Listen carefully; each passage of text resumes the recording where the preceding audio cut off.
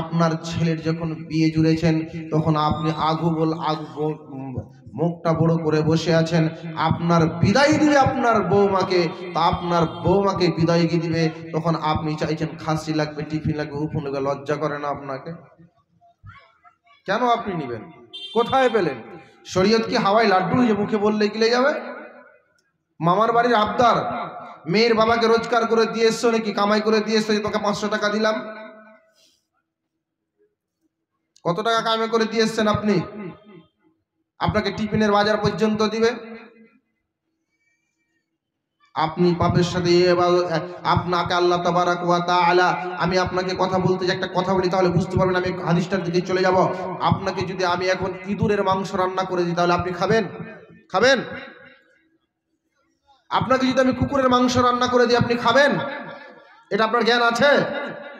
আপনাকে যদি বলি আপনাকে আমি পায়খানা এনে দেবো এক বালতি, আপনি খাবেন? আপনি বলেন খাবেন?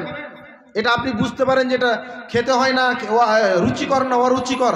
আপনি খেতে বসতেন, আমি একটা মরা ইঁদুর লেসে আপনার আগা দিকে ফেলে দিলাম, আপনি থালা ছেড়ে দিয়ে আমাকে পিটনি ছাড়া কিছু দিবেন? যেমন এগুলো খাওয়া আপনার কাছে অরুচিকর, তেমনি মেয়ের বাবার কাছ থেকে টাকা নেওয়া অরুচিকর। যেমনই টাকা তেমনই টাকা নেওয়া।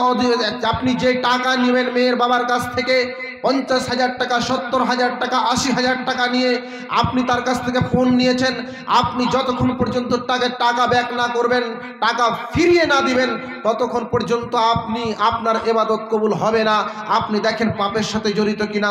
আপনাকে পাপ জড়িয়ে দিচ্ছে, শয়তান আপনাকে জড়িয়ে দিচ্ছে। তাত্তাবিউনি খুতুওয়াতিশ শয়তান।